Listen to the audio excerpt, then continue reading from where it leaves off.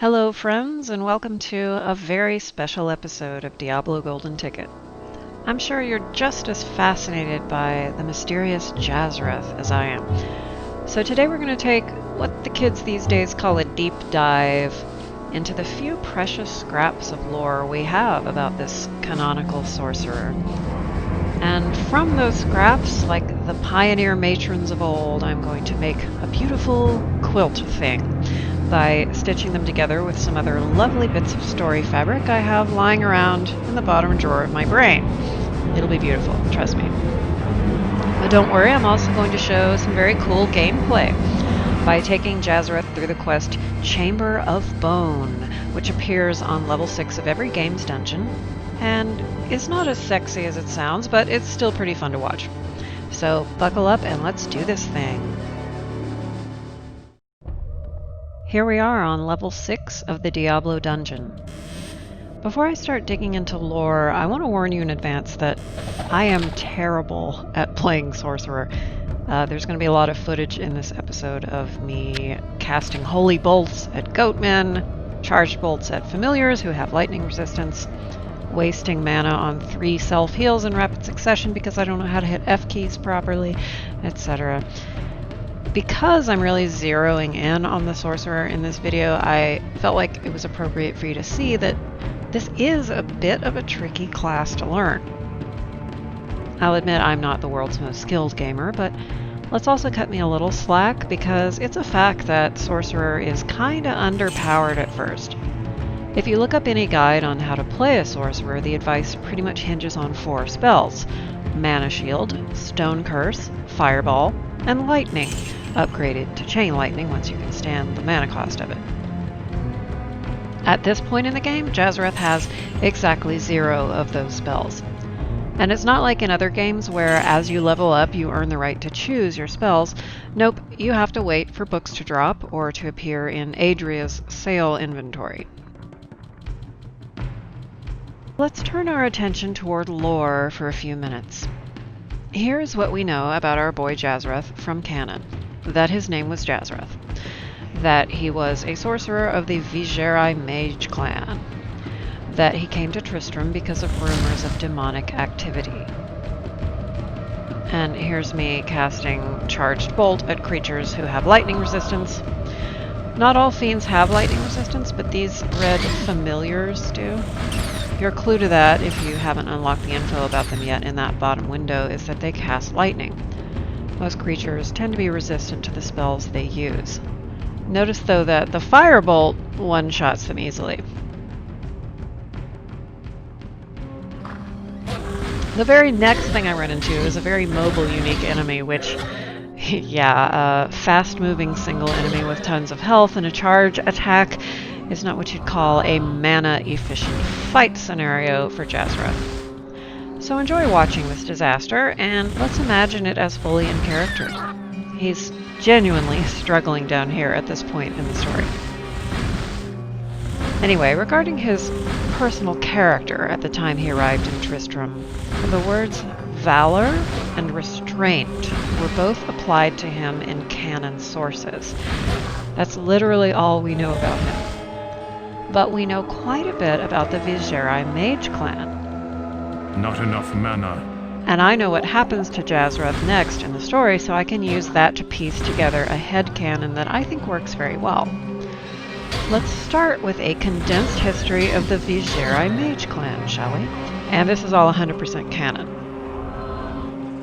The mage clans were not just schools of mages or anything like that. They were entire societies, including a majority of non-mages who were just merchants, artisans, farmers, all of that. But each mage clan was shaped by the mages at the heart of it. Each clan had its own arcane specialty, and that specialty drove the culture of everyone else in the clan. The Vizjerei clan formed around the obsession with contacting spirits. Finally, I thought that guy would never die. Fun fact, the Khazra, or these goatmen, were created by the Vizjerei clan. Another level for my healing spell. That'll come in handy. Again, sorcerers have to rely on finding books to level up their spells, which is why My firebolt is still a lousy level 2, just bad luck. Anyway, the Khazra have a special hate for the Vizjerei clan, and I like to keep that in mind as I fight my way through this level. Back to the Vizjerei and spirits. At the beginning of their history, the Vizjerei believed that spirits existed on Sanctuary and in other realms, and they conducted endless experiments trying to reach out to them, summon them, or otherwise communicate with them. They were unsuccessful. Until one grieving and angry but otherwise completely mediocre sorcerer, who had lost his family to the violence of another mage clan, managed to summon a demon into Sanctuary. The sorcerer was named Jere Harash. Sidebar, notice these vaguely dog-shaped things that are spitting acid at me? These are the Hounds of Hell, aka Spitting Terrors. Not enough mana. They are filled with a corrosive bile that they can project over great distances, and it can eat through armor. When they die, it can even eat through their own dead flesh, making their corpses turn into caustic puddles that have to be avoided until the acid finishes eating into the floor. Since there's no mechanic for acid or nature damage in Diablo, their damage counts as magic damage, and you need magic resistance if you're going to be fighting a lot of them. One slightly confusing thing about resistances in Diablo is that magic doesn't include fire and lightning spells, even though it sounds like a general category. It is a third category that basically encompasses any magic that isn't fire or lightning. So, for example, this horror, the toughest variety of skeleton, it says immune to magic, but that's okay, I can still get him with fire bolts or holy bolts. Also, as you saw, my lightning will kill him eventually, but he is resistant to it, so that's not the best strategy. Anyway, we were talking about Jere Harash. The Vizjerei clan was impressed by the powerful creature he managed to summon, and so they began expanding on Harash's experiments, summoning more and more demons. At this point, they were still too principled to use them as weapons. Not enough mana. But they were certain they could learn a great deal about new kinds of magic from them. For PR purposes, they told other clans that they'd contacted spirits of the dead, of their ancestors, and what have you.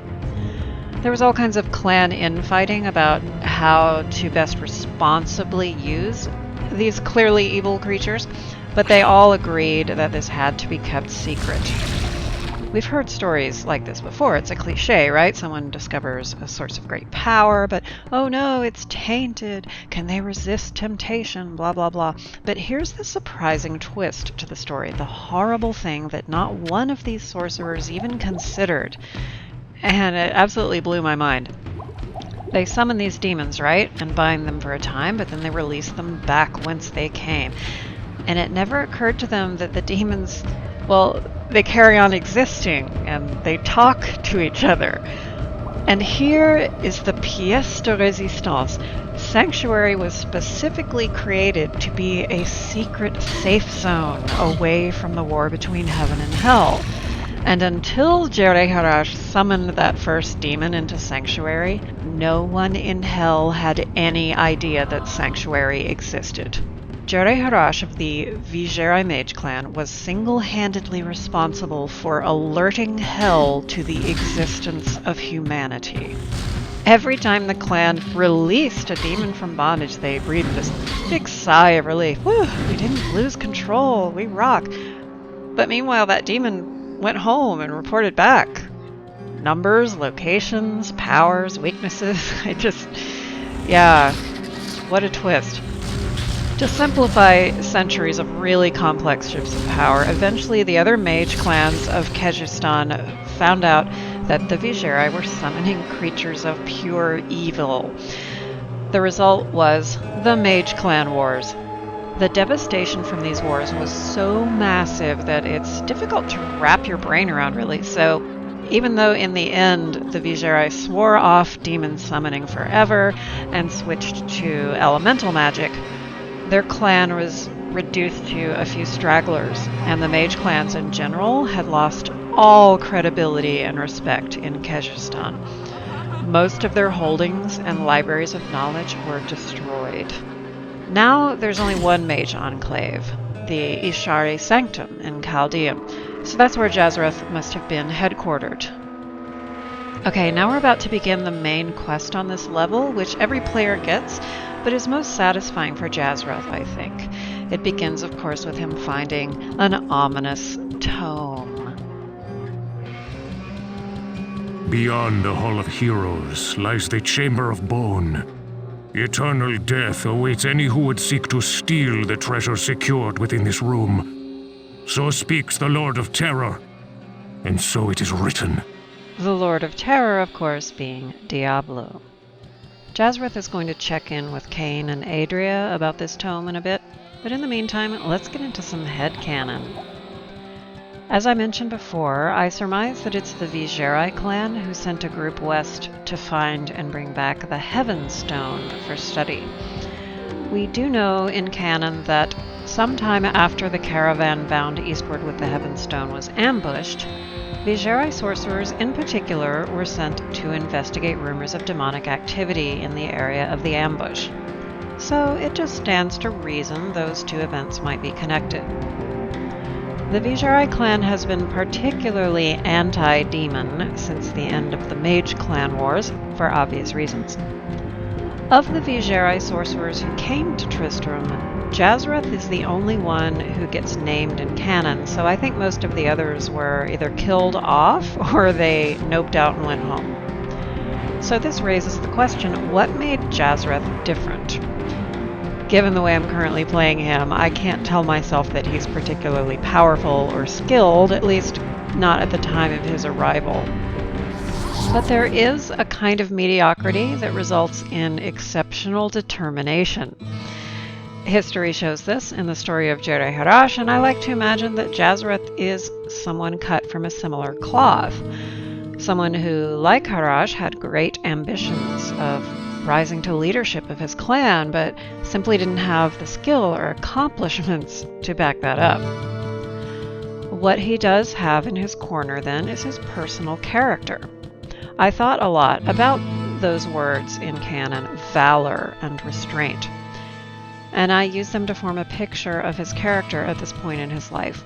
Unlike his fellow sorcerers who fled when they saw how bad things were in Tristram, he had the courage to stay put, to keep trying, and unlike the ones who got themselves killed, he has a certain type of restraint and caution that helped him make wise decisions instead of charging forward. Like he finds this tome and he comes back here to town to check in with people like Cain and Adria before proceeding. His restraint, I believe, comes from a lifetime of not really being able to rely on confidence in his skills, and that restraint tempers his courage and keeps it from becoming recklessness.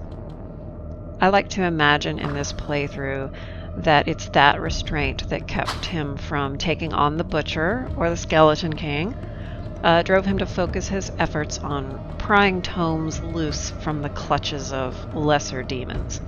Knowledge that might give him an edge in the fight.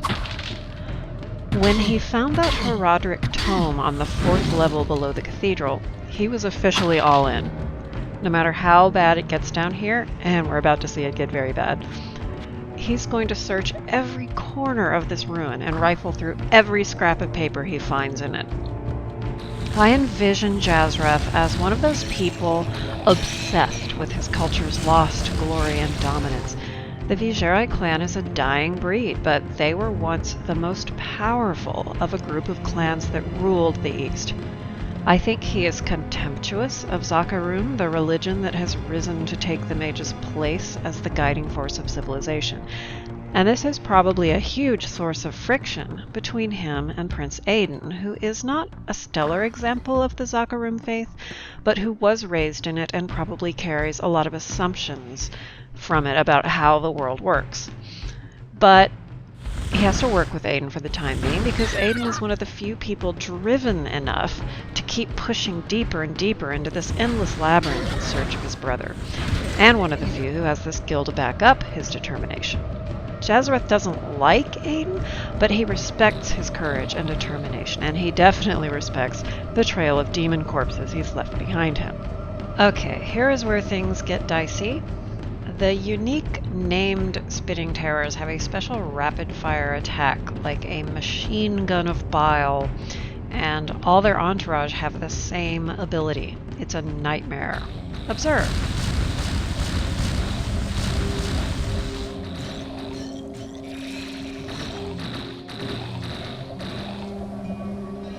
And here's where I panicked and just forgot how to push button.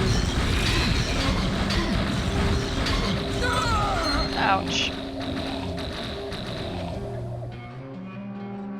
Really, the only way to survive this particular situation is just to find the right place to stand where their spit hits a doorway and you can still cast at them with impunity.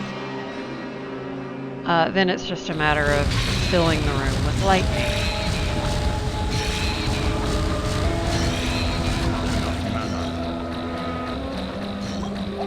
After a certain point, once you've whittled them down enough, the remaining guys are all lined up, nice and single file. So at that point, it's better to target them more directly with firebolts.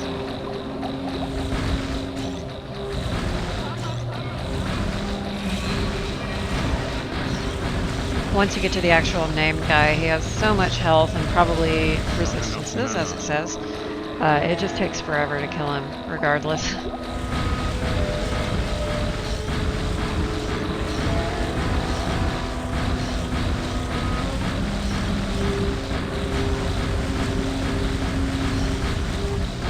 But down he goes.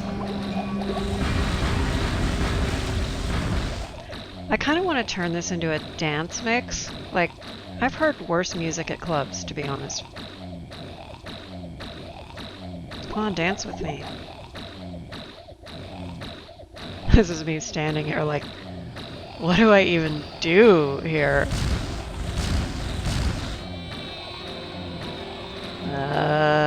Like, I don't want to go into this room, but,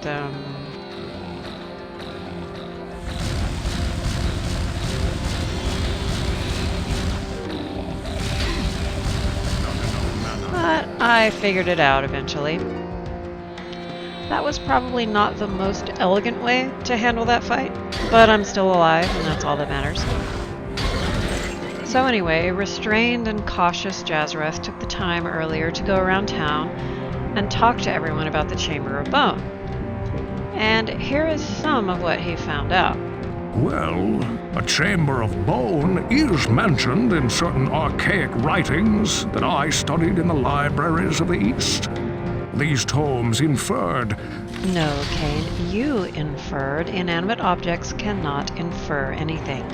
The tomes implied... that when the lords of the underworld desired to protect great treasures, they would create domains where those who died in the attempt to steal that treasure would be forever bound to defend it. A twisted, but strangely fitting end. Jazreth probably didn't respect Kane very much at first, since he just seems like a random old coot who hangs out by a well. But from their first few conversations, Jazreth was quickly able to infer that Kane had done a lot of legitimate research and travel. Most of the other townspeople, though, not so helpful. There's this Chamber of Wood, see? And his wife, you know, her, tells the tree, because you gotta wait. Then I says that might work against him, but if you think I'm gonna pay for this, yeah!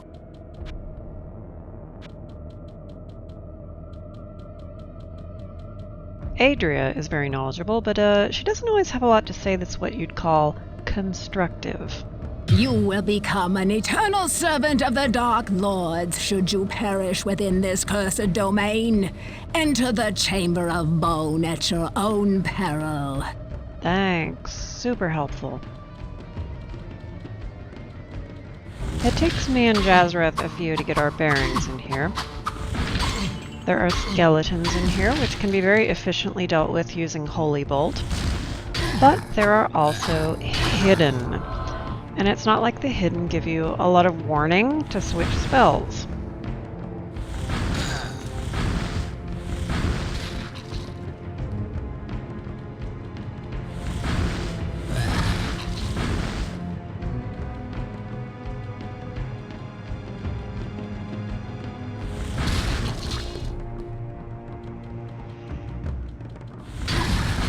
Switching back to Holy Bolt.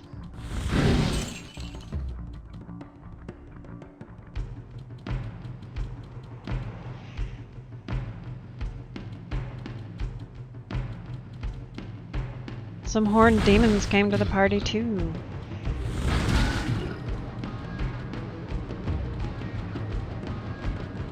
It's pretty obvious where the Chamber of Bone itself is. You can see the bone-strewn floor from outside.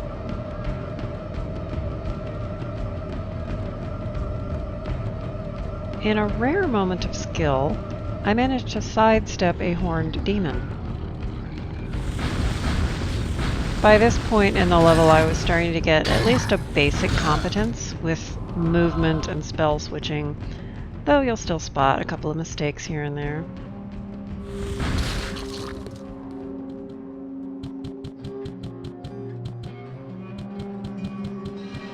These disturbing phallic levers open up little side chambers that are additional treasure rooms.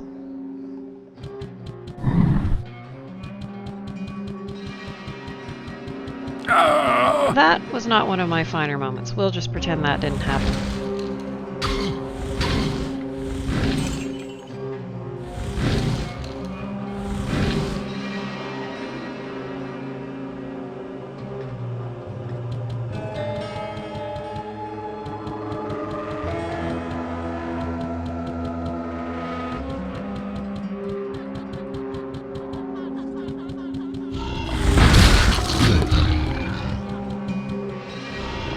I like how after I demonstrate the extent of my incompetence, this one demon decides to give me a sporting chance by just standing there, doing nothing for a minute.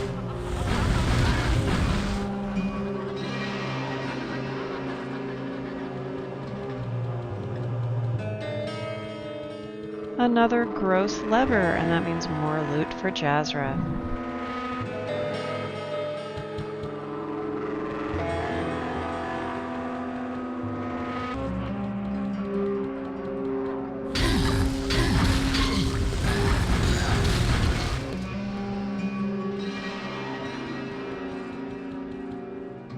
So much loot. Before we proceed to the main event, let's just take a moment to revel in how much cash Jazreth is going to get for all of this stuff he found. Whoa, what can I do for you?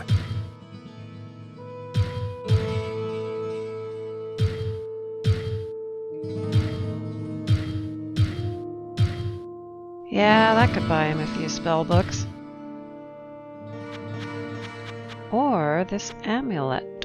Remember what I said about those nasty little acid spitters? Might want to hang that baby around my neck next time I'm going to a level full of them. Amulets are small, so I don't actually mind carrying around 2 or 3 different options to switch out as their powers are needed.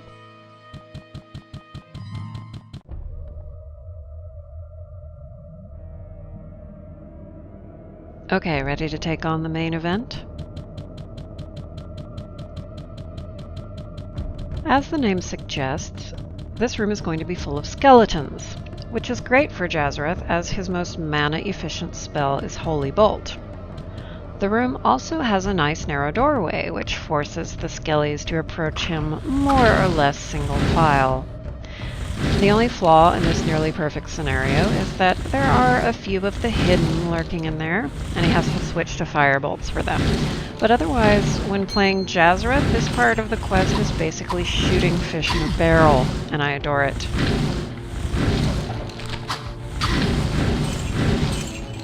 I also love the way they're just yeeting their money at him.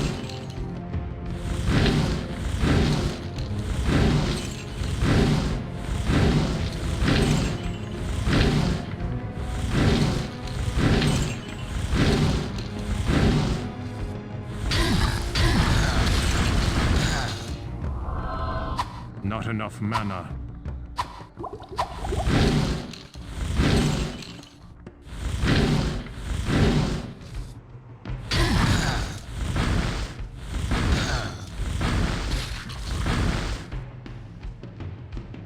It's quiet. Too quiet.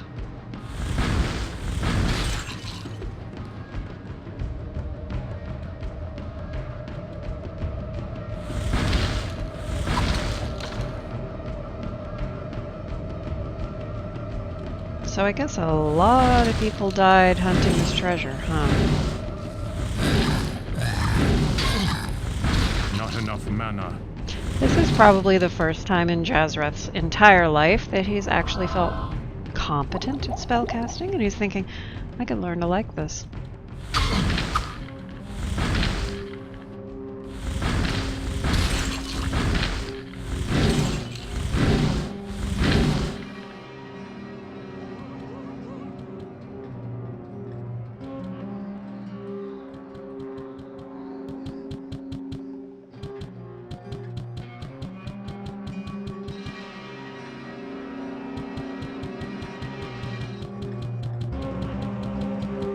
The reward for this quest is found in the larger chamber beyond, and Jazreth will have to take out a few more demons to get to it. All characters get the same reward, but Jazreth is the one best positioned to appreciate it.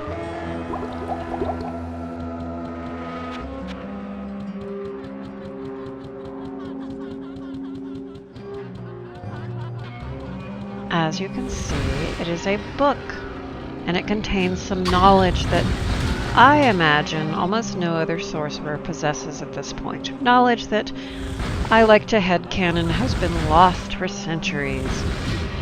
This book will teach Jazreth to cast an advanced spell called Guardian. It's not one of the essential sorcerer spells, but it is cool. He'll be able to summon a stationary three-headed hydra that, so long as it lasts, will shoot firebolts at Jazreth's firebolt level toward the closest enemy. As you might imagine, this can be very useful in certain situations. Higher levels of the spell will make it last longer and shoot faster, but its damage is always tied to the level of the firebolt.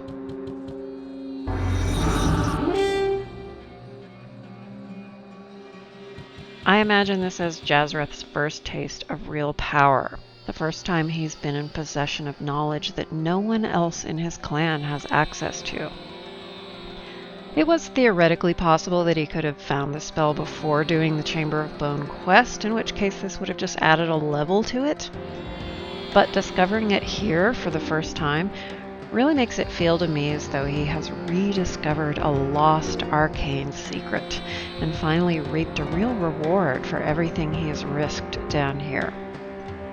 Whatever happens from here on out, he's gotten a taste of what this labyrinth holds, and even though he has his differences with Aiden, he's fully motivated to follow the reckless prince all the way to the very rock bottom of this subterranean nightmare, even to the threshold of hell itself. So that's Jazreth. I hope you've enjoyed getting to know him a little. Next time we're going to dig more deeply into Morena's story. See you then.